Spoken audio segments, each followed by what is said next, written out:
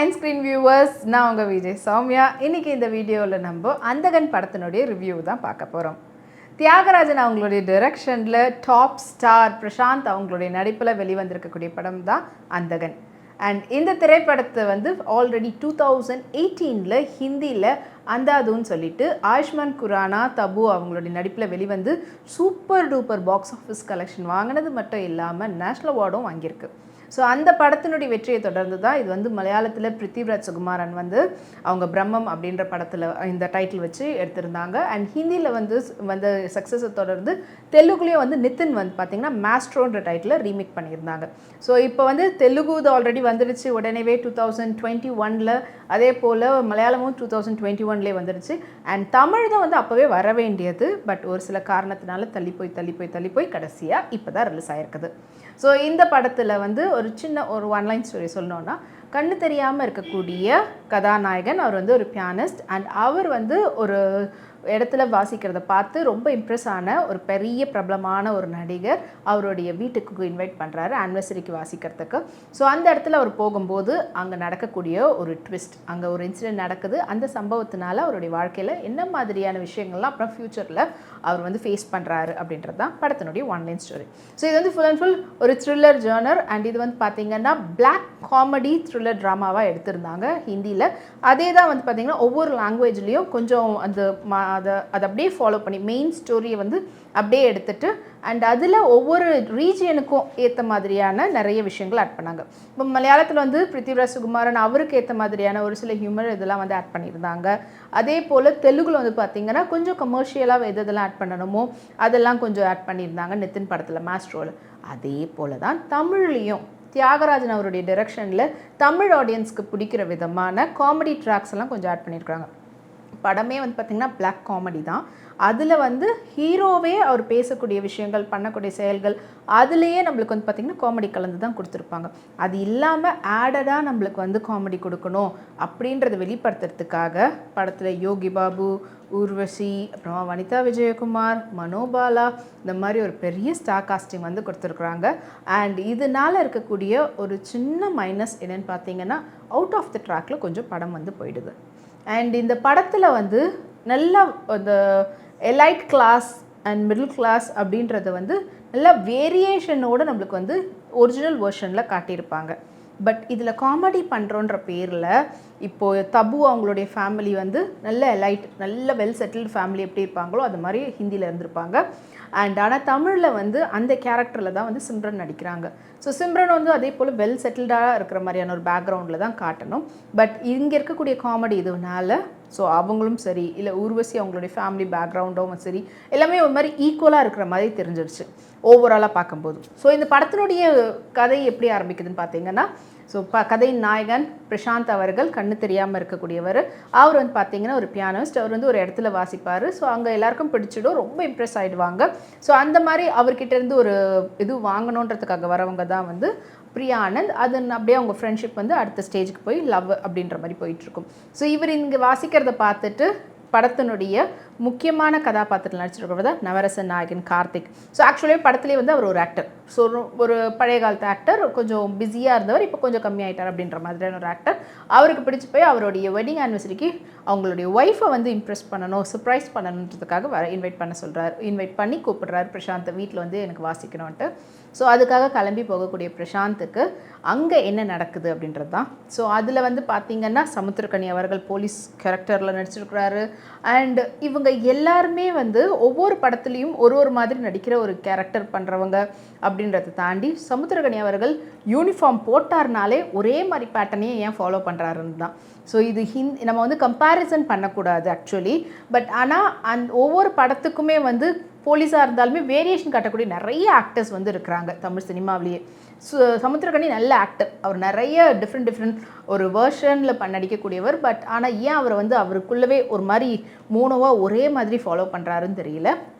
And இதில் முக்கியமான இன்னொரு விஷயம் பார்த்தீங்கன்னா டைரக்ஷன். ஸோ படத்தில் வந்து ஆஸ் அ டிரெக்டராக ஃபர்ஸ்ட் கமிட் ஆனவங்க மோகன் ராஜா அவர்கள். அதுக்கப்புறம் ஒரு சில காரணத்தினால அவர் வந்து வெளியில் போயிட்டார். அதுக்கடுத்து ஜே ஃபெட்ரிக்கை வந்துட்டு கமிட் பண்ணாங்க. அவரும் வந்துட்டு கண்டினியூ பண்ண முடியாமல் போயிட்டார். ஃபைனலி அதுக்கப்புறமா தான் வந்து தியாகராஜனே பேசாமல் நானே டைரக்ட் பண்ணுறேன்னு சொல்லி டைரக்ட் பண்ணி இறங்கினார்.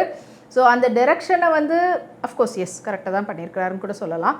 இது என்னுடைய வியூ என்னென்னா, நான் வந்து ஹிந்தி வெர்ஷன் பார்த்துருக்குறேன், மலையாள வெர்ஷன், தெலுங்கு வெர்ஷன் பார்த்தவங்களுக்கு இந்த வெர்ஷனில் இருக்கக்கூடிய என்னென்னலாம் குறைகள் இருக்குன்றது தான் முதல்ல தெரியறதுக்கு வரும். அதுக்கப்புறமா தான் ப்ளஸ் என்னன்றது பார்ப்போம். பட் ஆனால் இப்போ வந்து பார்க்கக்கூடிய தமிழ் ஆடியன்ஸ் ஃபர்ஸ்ட் எடுத்ததுமே இதுதான் ஃபர்ஸ்ட் வெர்ஷனாக பார்க்குறவங்களுக்கு டெஃபினெட்லி இது வந்து ரொம்ப பிடிக்கும். ஏன்னா தமிழ் மக்களுக்கு ஏற்ற மாதிரி இங்கத்திய ஆடியன்ஸ்க்கு ஏற்ற மாதிரியான நிறைய அந்த குட்டி குட்டி விஷயங்கள்லாம் ஆட் பண்ணதுனால கொஞ்சம் எங்கேஜிங்காகவும் இருக்கும். முக்கியமாக இப்போ வரக்கூடிய படங்கள் எல்லாத்துலேயுமே வந்து யோகி பாபு இருந்தாருனாலே போதும் அப்படின்ற மாதிரியான ஒரு சீசன் தான் இப்போ ஆரம்பிச்சிடுச்சுன்னு சொல்லலாம். அதுக்கேற்ற மாதிரி யோகி பாபு அவர்கள் இருக்கிறாங்க. அண்ட் இதிலிருந்து இன்னொரு ஆடட் ப்ளஸ் பாயிண்ட் வந்து சந்தோஷ் நாராயணன் அவர்களுடைய மியூசிக்.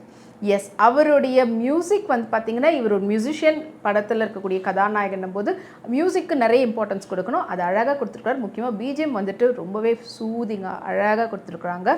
அண்ட் பாடல்களும் ரொம்ப அருமையாக அமைஞ்சிருக்குது.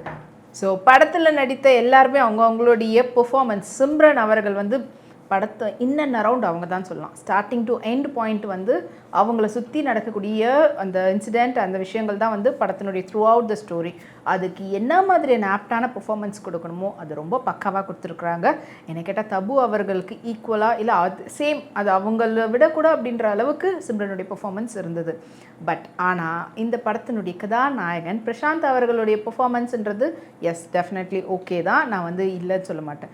பட் கம்பேரிட்டிவ்லி மற்ற லாங்குவேஜில் ஒரிஜினல் வெர்ஷன்லலாம் வந்து பார்த்திங்கன்னா அந்த கேரக்டருக்குன்னு ஒரு ஏஜ் லிமிட், அந்த ஏஜ் ஃபேக்டரோடு இருக்குது பார்த்தீங்களா. ஸோ அந்த கேரக்டருக்கு நம்ம வந்து ஈஸியாக கனெக்ட் ஆக முடிஞ்சுது. பிரசாந்த் அவர்கள் ரொம்ப நீண்ட இடைவெளிக்கு அப்புறமா ஒரு கம்பேக் மூவியாக இது வந்து நம்ம பார்க்கும்போது அவருடைய பல ஆண்டுகள் அவங்க நடித்ததுனாலே என்னவோ தெரியல. ஸோ நம்மளுக்கு வந்து கொஞ்சம் மெச்சூர்டான ஒரு பர்சனை வந்து இந்த கேரக்டரில் நம்ம வந்து கொஞ்சம் கஷ்டப்பட்டு பொருத்தி பார்க்க வேண்டிய ஒரு சூழல் ஏற்பட்டுருச்சோ அப்படின்ற ஒரு ஃபீல் தான் கொடுத்தது. அண்ட் அவருக்கும் பிரியா ஆனந்துக்கும் இருக்கக்கூடிய அந்த ஒரு ட்ராக் ஆஃப் லவ் அப்படின்றதும் வந்து அந்த ஏஜ் குரூப் ரொம்ப டிஃப்ரெண்ட்டான ஒரு ஏஜ் குரூப்பாக இருக்குன்ற ஒரு ஃபீல் வந்து கொடுக்குது. பிரசாந்த் அவர்களை தவிர்த்து மற்றபடி எல்லாருமே அவங்களுடைய கேரக்டரை வந்து பண்ணியிருந்தாலும் ஓவராலாக வந்து படத்தில் நடித்தவங்க அவங்களுக்கான வேலையை பார்த்ததை விட அவங்களுடைய ப்ரொமோஷனுக்காக பார்த்த வேலை தான் அதிகமாக இருக்குது. ஏன்னா ரீசெண்டாக படத்தினுடைய ப்ரொமோஷன் ஆக்டிவிட்டியில் கலந்துக்கிட்டு இல்லை ப்ரெஸ் மீட்டில் பேசும்போது கூட வந்து பார்த்திங்கன்னா இந்த படத்தில் ஒன் ஆஃப் த கேரக்டர் பண்ணியிருக்கக்கூடிய வனிதா விஜயகுமார் அவர்கள், விஜய் வந்து இப்போது அரசியலுக்கு வந்துட்டார் அப்படின்றதுனால பிரசாந்த் தான் விட்டதை மறுபடியும் பிடிக்கிறதுக்கு வந்துட்டார், இவர் தான் இப்போ அடுத்த சூப்பர் ஸ்டார் தளபதி அப்படின்றதெல்லாம் வந்து கொஞ்சம் வாங்கின காசுக்கு மேலே கூவுற மாதிரி இருக்கேன்ற ஒரு ஃபீல் தான் இருந்தது. ஏன்னா இந்த படத்தை வந்து டைரக்ட் பண்ணி தியாகராஜன் அவர்களே ப்ரொடியூஸ் பண்ணதுனால இவ்வளோலாம் பேசணுமா அப்படின்ற ஒரு ஃபீல் இருந்தது. அதுக்காக இந்த படத்தை வந்து நாங்கள் தியேட்டரில் போய் பார்க்கவே கூடாது, அந்த அளவுக்கான ஒரு வெஸ்ட் மூவியான்னு கேட்டால் டெஃபினெட்லி கிடையாது. இந்த வாரம் வந்து பல படங்களில் ஒன் ஆஃப் த நல்ல படம், நீங்கள் தியேட்டரில் போய் பார்க்க வேண்டிய ஒரு படம் அப்படின்னு சொல்லலாம். அண்ட் ஆனால் அது ஆல்ரெடி சொன்ன மாதிரி தான், நீங்கள் ஆல்ரெடி மற்ற வெர்ஷன்லாம் பார்த்துருந்தீங்கன்னா உங்களுக்கு இதில் இருக்கக்கூடிய குறைகள் தான் ஃபஸ்ட்டு கண்ணுக்கு தெரியும். இதுதான் ஃபர்ஸ்ட் வெர்ஷன், எனக்கு இதான் நான் இப்போ தான் அந்தகன் தான் வந்து நான் பார்க்க போகிற இந்த சீரியஸ், இந்த ஒரிஜினல் ஸ்டோரியில் பார்க்கக்கூடியதுன்னா உங்களுக்கு டெஃபினெட்லி பிடிக்கிறதுக்கான வாய்ப்புகள் நிறையவே இருக்குது. அன்டில் அன்லெஸ் உங்களால் அந்த கேரக்டரை ஒவ்வொரு கேரக்டரும் அதில் கரெக்டாக வச்சு பொருத்தி பார்க்க முடிஞ்சதுன்னா. அண்டு இந்த படத்தில் இருக்கக்கூடிய சினிமோட்டோகிராஃபரை பற்றி பேசி ஆகணும். ஸோ ரவி யாதவ் அவருடைய சினிமோட்டோகிராஃபி ரொம்ப அழகாக பண்ணியிருப்பார். அதனுடைய டோனாக இருக்கட்டும் அண்ட் அவுட் லொக்கேஷனில் காட்டக்கூடியது, வெளி அவுட் ஸ்டேஷன்ஸ் அதெல்லாமே இருக்கட்டும், இல்லை இன்டோரில் மேபி அந்த ரூமில் வச்சுலாம் காட்டக்கூடிய சீக்வன்ஸ்லாம் இருக்கும். ஸோ அந்த ரூமில் அவங்க ஹேண்டில் பண்ண விதம் அதுவும் ரொம்ப அழகாக இருந்தது. கேமராவெல்லாம் ஹேண்டில் பண்ணது ஸோ ரொம்ப பியூட்டிஃபுல்லாக காட்டியிருந்தாங்க. அண்ட் அதுக்கப்புறமா வந்து பார்த்திங்கன்னா இந்த படத்தில் வந்துட்டு மேஜராக இன்னொரு விஷயம் பேசணும், டயலாக்ஸ் வந்துட்டு இன்னும் கொஞ்சம் பெட்டராக எழுதியிருக்கலான்றது தான் இருந்தது. ஏன்னா ஒரு சில இடத்துல வந்துட்டு நம்மளுக்கு அந்த டயலாக்ஸ்லாம் வந்து எதுக்கு இப்படி ஒரு டயலாக்லாம் இருக்குது அப்படின்ற மாதிரி தான் இருந்தது. ஸோ டயலாக்ஸ் இன்னும் கொஞ்சம் பெட்டராகவே எழுதியிருக்கலாம் அப்படின்றது. அண்ட் ஓவராலாக தியாகராஜன் அவர்கள் இந்த படத்தை வேறு யாராவது வச்சு டைரக்ட் பண்ணியிருக்கலான்ற ஒரு ஃபீலும் இருக்குது. ஐ எம் ஸோ சாரி, யாரையாவது ஹர்ட் பண்ணியிருந்தேன்னா ஐ எம் ஸோ சாரி. ஏன்னா அவர் வந்து அப்படியே அதை எடுக்க ட்ரை பண்ணியிருக்கிறாரு. பட் நம்மளுக்காக ஒரு சில விஷயம்லாம் ஆட் பண்ணி அது நான் ஆல்ரெடி ஃபர்ஸ்டே சொன்ன மாதிரி தான் அவுட் ஆஃப் த ட்ராக்கில் கொஞ்சம் படம் போயிடுச்சு. அதனால நம்மளால் மெயினான கதையில் ட்ராவல் ஆகிறதுக்கு கொஞ்சம் டைம் எடுக்குது. கொஞ்சம் டிஸ்கனெக்ட் ஆகிட்டு மறுபடியும் இதுக்குள்ளே போகணுன்னா டைம் எடுக்கும் பார்த்தீங்களா, அந்த ஒரு ஃபீல் தான். But anyway black comedy drama அப்படின்னு எடுத்தது கரெக்டாக பிளாக் காமெடி ட்ராமாவாக கொடுத்துருக்குறாங்களான்னா அப்படி நம்மளுக்கு கொஞ்சம் கொடுக்கலன்னு தான் சொல்லி ஆகணும். அவங்க வந்து காமெடி ட்ராமாவாக கொஞ்சம் கன்வெர்ட் பண்ணிட்டாங்க, காமெடி த்ரில்லர் ட்ராமாவாக கன்வெர்ட் பண்ணிட்டாங்க. பிளாக் காமெடின்றது கொஞ்சம் சட்டிலாக போனால் தான் அதுவை பிளாக் காமெடின்னு சொல்லுவோம். பட் இது வந்து காமெடி ட்ராமாவாக போயிடுச்சு. பட் எனிவே, ஸோ இந்த படத்தை நீங்கள் வந்து தியேட்டரில் போய் பாருங்கள். அண்ட் இந்த படம் எப்படி இருந்தது நீங்களும் பார்த்துட்டு வந்து கீழே கமெண்ட்ஸில் சொல்லுங்கள். அண்ட் இந்த வீடியோ உங்களுக்கு பிடிச்சிருந்ததுன்னா லைக் பண்ணுங்கள், உங்கள் ஃப்ரெண்ட்ஸ் அண்ட் ஃபேமிலிஸோடு ஷேர் பண்ணுங்கள். மறக்காமல் நம்மளுடைய ஐன் ஸ்க்ரீன் சேனலை சப்ஸ்கிரைப் பண்ணுங்கள். See you on next video. Take care and bye-bye.